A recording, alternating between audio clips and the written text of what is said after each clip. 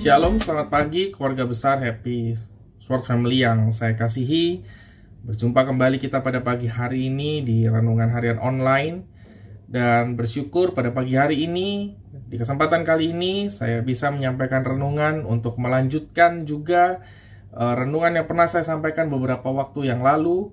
Dan masih mengenai bijaksana, dan kita ada di bagian yang kedua. Sebelum saya membahas lebih detail bagian yang kedua, saya sedikit refresh bagian yang pertama yang saya sampaikan. Firman Tuhan kita ambil dari perumpamaan 5 gadis bijaksana dan 5 gadis bodoh. Dan pada bagian yang pertama kita fokus terhadap arti bijaksana sebagai bentuk persiapan, bagaimana kita melakukan sebuah persiapan dengan maksimal. Itulah kebijaksanaan. Dan erat kaitannya pada bagian yang pertama kemarin saya sampaikan bahwa mempersiapkan segala sesuatu dengan maksimal. Contoh-contoh yang saya berikan adalah hal-hal yang terkait dengan kebutuhan kita secara pribadi. Bagaimana kita mempersiapkan pendidikan kita, bagaimana kita mempersiapkan pernikahan, bagaimana kita mempersiapkan diri untuk masuk ke dunia kerja, bagaimana kita mempersiapkan anak-anak kita dengan segala kebutuhannya. Dan bagaimana juga kita mempersiapkan diri kita saat kita mau datang beribadah. Nah, pada kesempatan pagi hari ini saya masuk kepada bagian yang kedua mengenai bijaksana, yaitu bijaksana adalah tidak banyak bicara selain daripada solusi. Jadi bijaksana itu tidak banyak omong, tetapi kita lebih solutif. Nah, ini kita bisa ambil pelajarannya dari Matius 25 ayat 9, masih dari kisah 5 gadis bijaksana dan 5 gadis bodoh. Di dalam ayat yang ke-9 firman Tuhan berkata seperti ini. Tetapi jawab gadis-gadis yang bijaksana itu, tidak, nanti tidak cukup untuk kami dan untuk kamu. Lebih baik kamu pergi kepada penjual minyak dan beli di situ. Nah, seperti kita tahu bahwa 5 gadis bodoh sudah kehabisan minyaknya, sementara tiba-tiba mereka mendengar bahwa mempelai akan segera datang, demikian. Dan 5 gadis bijaksana tidak bisa memberikan minyaknya mereka kepada 5 gadis bodoh itu.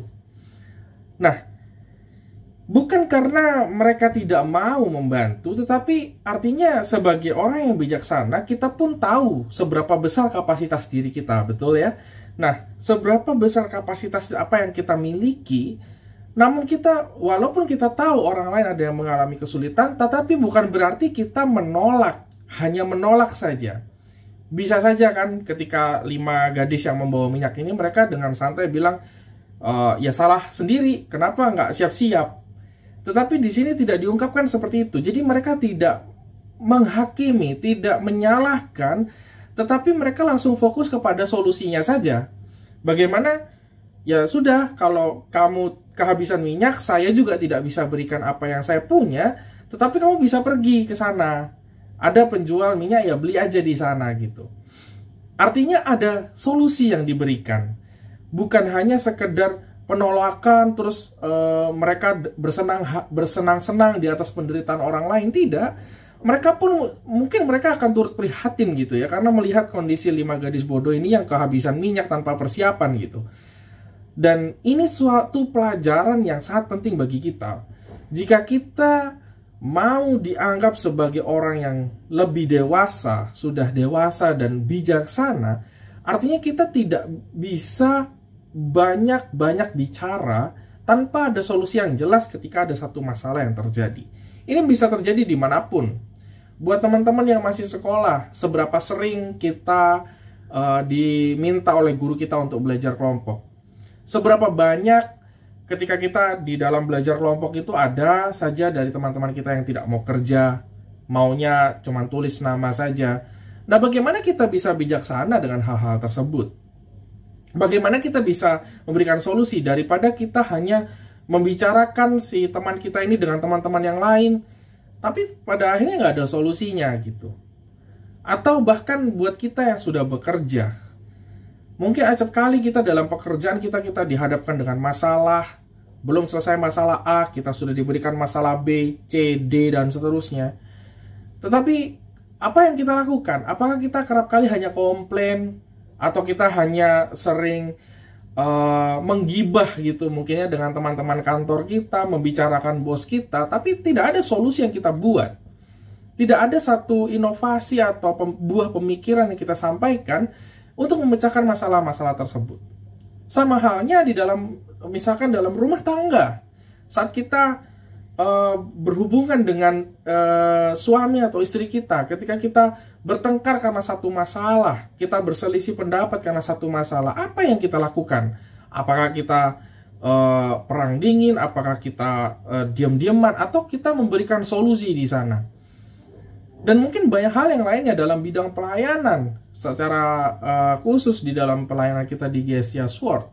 Ketika kita dihadapkan dengan masalah, apa yang kita lakukan? Apakah kita sama menggibah dengan teman-teman pengerja kita yang lain? Apakah kita memberikan solusi supaya masalah ini terpecahkan dan membuat pelayanan kita lebih maju? Nah, pada bagian yang kedua ini artinya titik beratnya adalah bagaimana kita berhubungan dengan orang lain dengan kebijaksanaan yang kita punya. Tentunya apa yang Tuhan harapkan dari kita sebagai anak-anak Tuhan, terlebih kita yang disebut pengikut Kristus, bagaimana kita bisa menjadi seperti 5 gadis yang bijaksana.